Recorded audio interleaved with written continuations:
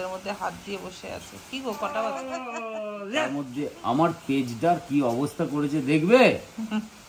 দেখো সব দিয়ে দিয়েছে, সব পেয়ে গেছি। আমার বাবা তার বাবার কাছ থেকে কোনো সম্পত্তি পায়নি। আমার বাবা নিজে খেটে করেছে সব। ভ্যান থেকে ভ্যান চালিয়ে, একটা টাইম ছিল ভ্যানটা চালিয়ে রাস্তায় রাত্রিবেলা নাইট গার্ড দিয়ে, সে প্যাথেটিক ব্যাপার। যাই হোক, কি বলবো, চোখে জল চলে আসছে। আর যদি তোমাদের ভালোবাসা আর ভগবানের কৃপা থাকে, আমরা সেই যত দুস্থ আছে চেষ্টা করবো তাদের পাশে গিয়ে 1%। হাই হ্যালো সবাইকে, গুড মর্নিং। চলো আজকে আমি ব্লগটা স্টার্ট করলাম। ঘড়িতে বাজে এখন কটা বাজে? 9:30 বাজে। যাই হোক, চলে আসো, দেখে নাও। নিয়ে আসলাম, তোমাদেরকে তো এটা শেয়ার করা হয় না, নিয়ে আসলাম দুধ। এই দেখো, পুরো একদম গরুর তাজা দুধ। যাই হোক, 2 কিলো দুধ আনলাম। আর কি আনলাম?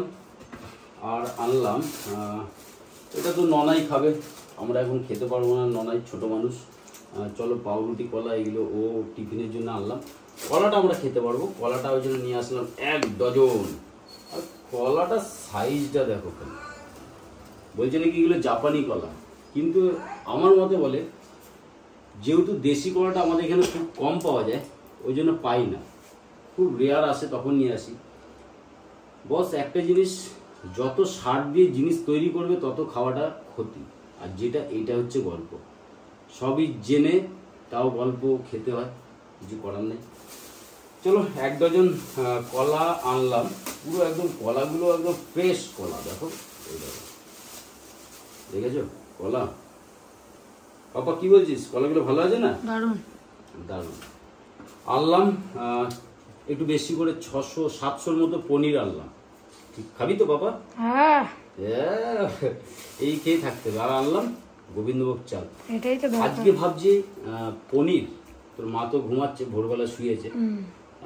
আজকে ভাবছি অল্প একটু বেশি সবজি দেবো না, পেঁপে দেবো, আলু দেবো, পনির দেবো আর সোয়াবিন, এই দিয়ে একটা ছোট্ট করে তরকারি করব। রাত্রিবেলা দুধ রুটি খাবো। না, কি তরকারি করবে আরেকবার বলো? ওই তো পনির, সোয়াবিন আর আলু, পেঁপে, এই দিয়ে জাস্ট। না না না না না, পনির আলাদা খাবো, পনিরটা একটু আলাদা করে খাবো।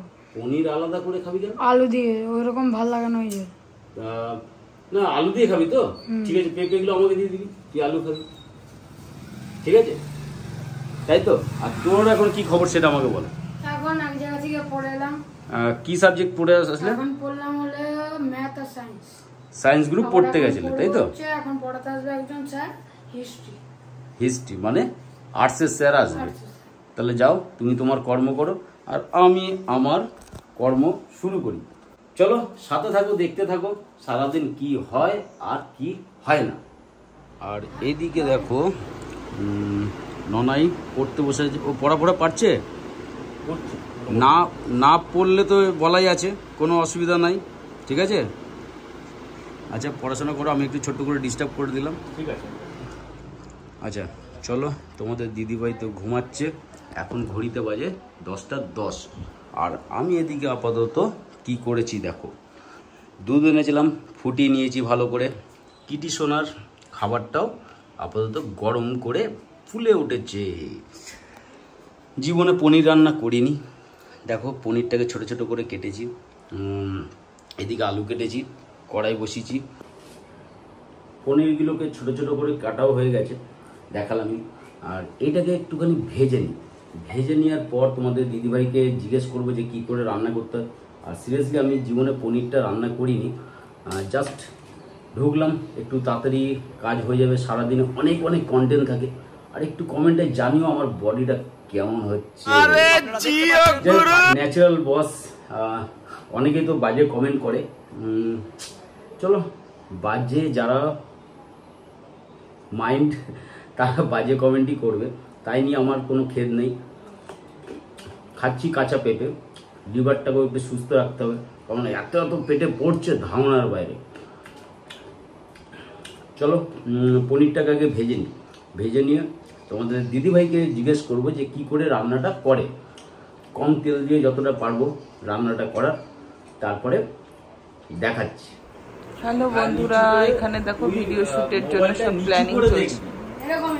হ্যাঁ, কতটা না যেটা মানানসই হয়, হ্যাঁ বসে পড়ে যতটা মানানসই হয় সেইভাবে তুই দেখ। হ্যালো বন্ধুরা, গুড মর্নিং। আর এদিকে দেখো আমার ছেলে কি করছে দেখবে। মামা কি করছো? ননাই কি করছো? মাম্মা খাচ্ছে যখনই একটুখানি বেজে মুক্তি করে এরকম করছে ঢং ঢং ঢং। নাকি ঠিক আছে, কথা শুনে কেমন। ও ঘুরতে যেতে ভালোবাসে। এইদিকে দেখো কি যেন একটা হচ্ছে। আমার রেডি ঘি দিয়ে পনির আর আলু টমেটো এই দিয়ে খাওয়া, কিছু করার নেই, খেতে হবে। আমি বাবা গোবিন্দভোগ চাল সিদ্ধ করে আমি ভাত করিনি তো, ভাত আজই বসাইনি, আমার জন্য করবে। রাত্রিবেলায় রুটি খাবে তো? হ্যাঁ, ঠিক আছে, গোবিন্দভোগ চাল খাবে। হ্যাঁ, আর এইটা করে রাখবো। সত্যি? ঠিক আছে, ঠিক আছে, তাহলে ঠিক আছে। রাত্রেবেলা ছেলেকেও বলবো যে এই দিয়েই রুটি খেয়ে নিতে নাকি। হ্যাঁ আবার কি, ও তো দুধ রুটি খায় না, তাহলে এই দিয়ে খেয়ে নেবে। হুম, এই বেলা তো থাকবে না, পিছু বেরিয়ে যাবে। ডগিদের ভাত বসাওনি? না চলো, দেখেছো কি সুন্দর তরকারিটার কালারটা যা এসছে না। কি করে পারো এরকম হাফ বয়েল খাবার খেতে? হ্যাঁ সত্যি কথা, ভাবতেই যেন আমার কেমন লাগছে।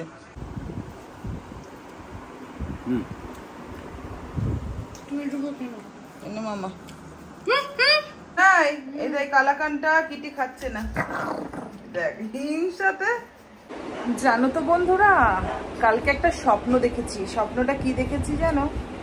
দেখছি একটা ইভেন্টে নিমন্ত্রণ আছে, সেই ইভেন্টের নিমন্ত্রণতে গেছি। তো ওখানে তো সব কন্টেন্ট ক্রিয়েটাররা থাকবে ইভেন্টে। গিয়ে দেখছি সব আমার ভিউয়ার্সরা রয়েছে, দিয়ে সবাই মিলে কি আনন্দ করছি, সেলফি তুলছি, ভিডিও দেখছি। দিয়ে তারপরে কি একটা যেন হলো, একটা আওয়াজ হলো, আমার কিটি সোনা চিৎকার করে উঠলো, আমার ঘুমটা ভেঙে গেল। বন্ধুরা দেখো, কন্টেন্টের জন্য আমার ছেলেকে কত কষ্ট করতে হয়, দেখেছো? না না, পড়বি না বাবা, তোকে বলিস না। নাম বাবা নাম। এইমাত্র বললি পাচ্ছি না, কি মিথ্যা কথা বলে আমার ছেলে ওর বাবাকে আসার জন্য। কি বাবা, এই তোর বুড়ো বাবা। চলো বন্ধুরা, আমরা এসেছি ছাদে, তোমাদেরকে একটা জিনিস দেখাবো। ছাদে কন্টেন্ট করতে করতে কিছুদিন আগে আমাদের শিবরাত্রি ছিল না, শিবরাত্রি কোথায় এই ছিল শ্রাবণ মাসের সোমবার। হ্যাঁ, সেই সময় ভেবেছিলাম কি, দেখেছিলাম যে অনেক বীজ ছিল নীলকণ্ঠ গাছের, আগের বছর তার আগের বছর মনে হয় লাগিয়েছিলাম, সেই বীজটা রেখে দিয়েছিলাম, চোখে পড়েছিল, যে টপটাতে না অনেক কটা বীজ ছড়িয়ে দিয়েছিলাম। এই ঘরের থেকে ফুলটা নিতে পাইনি। প্রত্যেক বছর শ্রাবণ মাসে আমাদের মানে ছাদে আমরা নীলকণ্ঠ ফুল পাই, কারণ এবারে দেরি হয়ে গেছে, এবার আমরা লাগানোই হয়নি। দেরি হয়ে গেছিল। আর আমাদের পুরনো বাড়িতে ছিল, সেখান থেকে আমরা পুজোটা দিয়েছিলাম। যাই হোক, এখন সেই গাছটা বড় হয়ে এই দেখো, এবার নীল হয়নি, সাদা হয়েছে। সাদা হয়েছে, কেমন লাগছে না? অনেক কিছু হতেও পারে এইখানে, অনেক কটা বীজ আছে। সবথেকে ব্যাপার একটা যেটা, সেটা হচ্ছে মনে করে দিয়েছো, তোমাদের দাদাভাই লোটে মাছ তেলাকচু পাতা দিয়ে খেতে। এইটা হচ্ছে তেলাকচু গাছের পাতা, ঠিক আছে তো? এইখানে একটা তেলাকচু গাছ রয়েছে, এই দেখো, এই দেখো, এইটা হচ্ছে গাছটা, ঠিক আছে তো? এই গাছটা আমি লাগিয়েছিলাম, নিচ থেকে অনেকে নোংরা ফোংরা থাকে, তো আমি ভাবলাম কি ঘরে লাগাই। সামনে বর্ষাকাল, লোটে মাছের মধ্যে এই পাতাগুলো দিয়ে খেতে খুব সুন্দর লাগে। বর্ষাকাল চলে গেছে, বর্ষাকাল চলে গেছে, আমাদের নিয়ম পালন চলছে, দাড়ি বাড়ি বেড়ে। চলো চলো চলো, এবার আমরা নিচে যাব, কারণ হচ্ছে আমাদের শুট কমপ্লিট হয়ে গেছে। আজকে রোদ পুরো থেকে ছুড়ো হয়ে গেছে। আর এই চশমাটা পরো না, এটা মায়ের সেই চশমা, জানো? এটা আমার শাশুড়ি মায়ের চশমা ছিল। এটাই তো আমি স্মৃতিতে রেখেছি। আর এটাতে কত কন্টেন্ট আমাদের হয়ে গেছে, সেই মিলিয়নে ভিডিও গেছে। হ্যাঁ ঠিক ঠিক। মায়ের চশমা। চলো, কোথায় যাচ্ছ? দেখেছো, নিরামিষ রুচ্ছে না, পিসি বাড়ি চললো। ওখান থেকে পড়তে চলে যাবে বাবা। ছেলে চলে গেল পিসি বাড়িতে। ওর পিসি সকালবেলায় ফোন করেছিল, ফোন করে বলল যে পঙ্কাকে পাঠিয়ে দেবে, আমার ছেলেকে পঙ্কা বলে। তো পড়া ছিল ছেলে, সকালে একটা পড়া ছিল, সেই পড়া কমপ্লিট করে এসে আবার একটা পড়া ছিল। তো দুটো পড়া কমপ্লিট করে ছেলে একটা ঘরে ছিল, ঘরের লাস্ট পড়া কমপ্লিট করলো, করে ঠোরে ছেলে চলে গেল পিসি বাড়িতে। আর তোমার দাদাভাই একটু ছেড়ে দিয়ে আসবে ওকে, দিয়ে এদিকে তোমার দাদাভাই তো পনিরের তরকারি করেছে দেখেছো। আর আমি এখন গোবিন্দভোগ চালের ভাত বসিয়ে দিয়েছি আলু দিয়ে, তো ওটাই খাবো। আর রাত্রেবেলা দেখি কি খাওয়া যায়। আর কি বলতো, নিরামিষের দিনে না দুবেলার রান্না একবার করে দিলে ভালো লাগে না, রাতেরটা রাতে ভালো লাগে আর দুপুরেরটা দুপুরে ভালো লাগে। তো যাই হোক, এদিকে দিদিও চলে এসেছে, বাসন মাজতে বসে পড়েছে। আর ব্লগগুলো কিছুতেই আমি বড় করতে পারছি না, কারণ কি দেখাবো তোমাদেরকে আমার মাথায় আসছে না। তো যাই হোক, এখন আমি আর আমার কিটি সোনা থাকবো, যদিও ছেলে থাকবে না, ছেলে চলে আসবে। ছেলে বিকালবেলা সন্ধ্যাবেলা তোর পড়া আছে, তো বললো মা একবারে বই নিয়ে চলে যায়, ব্যাগ নিয়ে ওখানে পিসিকে বলবো একদম স্যারের বাড়িতে নামিয়ে দিতে। ঠিক আছে তাই করিস। তো ছেলে আমার একদম নিরামিষ খেতে পারে না, ওর ভীষণ কষ্ট। তো যাই হোক, কষ্ট মেটানোর জন্য তো থাকেই মাসি পিসি। মাসি বাড়ি অনেক দূর, পিসি বাড়ি কাছে, পিসি টুক করে ডেকে নিয়েছে চলে গেছে। যেই বলেছি পিসি যেতে বলেছে, ও তো লাফালাফি শুরু করে দিই সকালবেলা থেকে। তো চলো টাটা, পরে আসছি আবার। মেঘলা দিনে মেঘলা মন খোঁজে তোমায় সারাক্ষণ। কিছুক্ষণ আগেও আকাশটা পুরো পরিষ্কার ছিল, হঠাৎ করে মেঘ কালো করে এসেছে। আমার ছেলে বাড়িতে না থাকলে না আমার কিটি সোনা জানো তো বেশ কি আদর খায়। দেখো চলে এসেছে আদর খেতে। চলো বন্ধুরা, আমাদের দুপুরের ভাত রেডি। যা ভাত, আবার টেনটেনা কি করে, এটাই অমৃত খাবো। আর এদিকে দেখো বৃষ্টি শুরু হয়ে গেছে, এক ফোঁটা দু ফোঁটা শুরু করে দিয়েছে পড়া। ফাইনালি বন্ধুরা খেতে বসে পড়েছি, বুঝেছো? এত সুন্দর খাবার, এই খাবারটা সত্যি আমি খুব পছন্দ করি, বিশ্বাস করো। তো দাদাভাই বলছে যে এই সেদ্ধ ভাতটা তুমি কতদিন খেতে পারো আমি দেখবো, কিন্তু আমি এটা খেতে পারবো, কিন্তু আমি তরকারি খেতে পারবো না। আবারও বলছি এই ব্লগে, মনে হয়েছে বুঝেছো? একজন কমেন্ট করেছে যে দিদি তোমাদের ক্যারেটের ডিমগুলো কাঁদছে দাদার জন্য।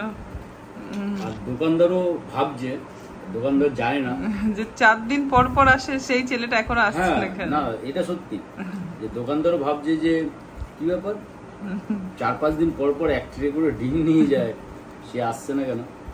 যাই হোক, রাস্তায় দেখা হলে আগে ধরবে যে আমার দোকানটা বন্ধ করে দিল না তো নেওয়াটা। হ্যাঁ ঠিক ঠিক ঠিক। এটা চলো আমরা খেয়ে নিই। বন্ধুরা 2 দিন ধরে জুম্বা ক্লাসে যাওয়া হয়নি, তো আজকে ভাবলাম কি বলতো, একভাবে ঘরে বসে না ভালো লাগছে না, তো আজকে ক্লাসে যাই। চুলগুলো তো আঁচড়াতে পারবো না, কোনো রকম এইভাবেই যাব, অসুবিধা কি হবে, আমার চুলটা এরকম হাত দিয়ে আঁচড়ানো যায়। তো যাই হোক, যাই, ক্লাসটা মিস করে তো লাভ নেই। এইমাত্র দেখলাম গ্রুপে মেসেজ দিয়েছে স্যার পৌঁছে গেছে। স্যার তো এখানে থাকে না, দুর্গাপুরে অনেক দূর থেকেই আসে। তো চলো ঝটপট রেডি হয়ে নি, বৃষ্টি পড়ছে বাইরে, আবার বৃষ্টিটা একটু কমেছে, রেডি হয়ে গেছি। চলো এবার বেরাবো, র্যাপিডো বুক করেছি, রাস্তায় আছে বললো আসছে। তো চলো ঝটপট চলে যাই, বৃষ্টিটা কম আছে তো। সাইকেলটা আর বের করতে ইচ্ছা করছে না, বলে না ঘোড়া দেখলে ঘোড়া হয়। তো চলো টাটা। এদিকে দেখো চলে এসেছে আমার র্যাপিডো গাড়ি।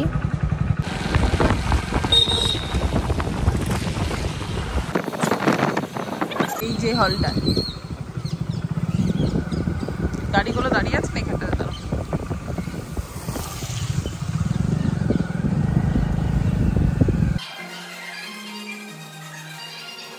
বন্ধুরা জুম্বা কমপ্লিট করে চলে গেছিলাম নিচের ফ্লোরে, নতুন একটা জিম খুলেছে, তো এই জিমটাই দেখতে গেছিলাম আমার ওখানের ফ্রেন্ডকে নিয়ে, আর কথাও বলতে গেছিলাম। ইচ্ছা আছে জিমটাতে ভর্তি হওয়ার, জুম্বা তো করবই, তার সাথে জিমটাও কন্টিনিউ করতে চাইছি। তো তোমার দাদাভাইকেও ভিডিও পাঠালাম, তো দাদাভাই দেখে বলল ভালোই করেছে, সুন্দর। তো ভিতরটা বেশ সুন্দর করে অনেক অনেক মেশিন রয়েছে দেখলাম, তো ভালোই লাগলো বেশ, আমার তো ভীষণ ভালো লেগেছে। আর কথাও বলে এলাম ওখানে যে দাদা আছে ওই দাদাটার সাথে, যে দাদা এই মাসের 30 তারিখ পর্যন্ত অ্যাডমিশন ফ্রি আছে, তো ভাবলাম যে এই মাসেই ভর্তি হব, দেখি আজকালের মধ্যে গিয়ে ভর্তি হয়ে আসবো। চলো বন্ধুরা, দেখে নিলাম বেশ সুন্দর। দেখো এখন হচ্ছে রাত্রেবেলা, তোমাদের দাদা ভাই ডিউটি থেকে চলে এসছে আর গালের মধ্যে হাত দিয়ে বসে আছে। কি গো, কটা বাজে? এখন বাজে 11:56 রাত। তোমার মন খারাপ কেন? দায়িত্ব অনেকটা বেড়ে গেল। ই বাবা, কোথায় আনন্দেতে নাচবে? আমি কেন বন্ধুরা, এর জন্য গালে আমার হাত পড়লো।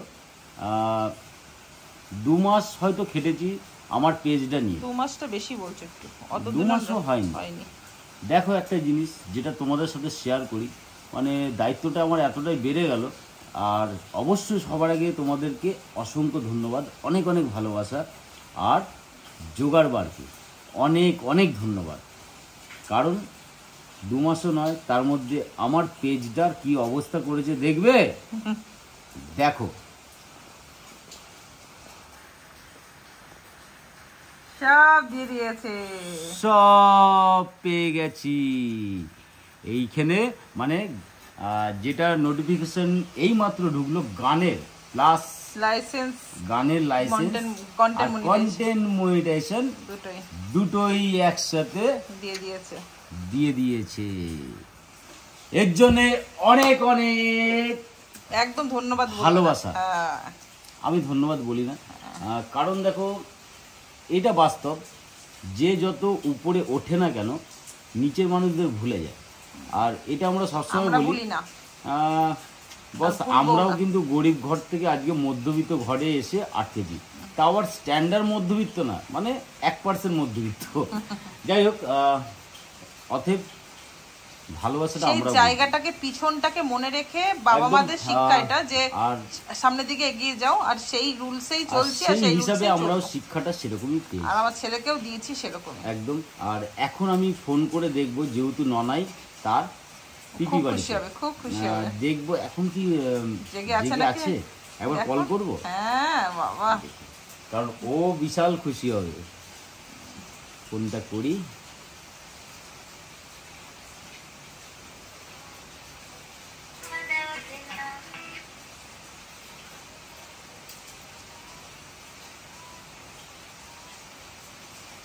ঘুমিয়ে গেছে মনে হচ্ছে ঘুমিয়ে গেছে, থাক ঘুমাচ্ছে আর কেটে দিই। যদি ও জেগে থাকতো তাহলে ও নিশ্চয়ই ফোনটা করতো। রিং হচ্ছে না, তুই যেন যখন থাক, ঘুমিয়ে গেছে। আর বাইরেও পড়ছে বৃষ্টি। এই আনন্দের খবরটা কালকে সকালে জানাবো। যাই হোক, অনেকটা টাইমও হয়ে গেল 12টা, সেই সকাল থেকে উঠে এখনো পর্যন্ত রেস্ট পেলাম না।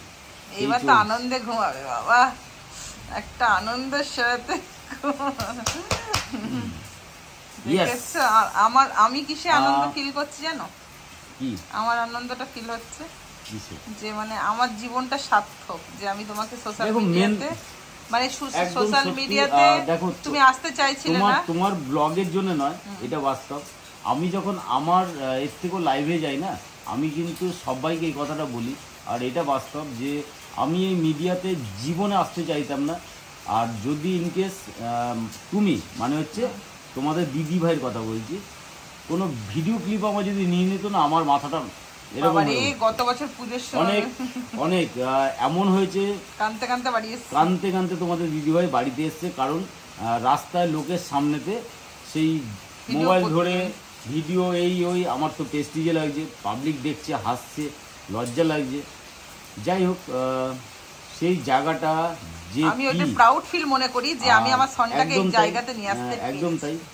দেখো মেন একটাই যেটা আমার কাছে, সেটা হচ্ছে তোমাদের ভালোবাসা। Yes. এত ভালোবাসা পেয়েছি না, আমার ওই লাজ লজ্জা এখন কিচ্ছু নাই।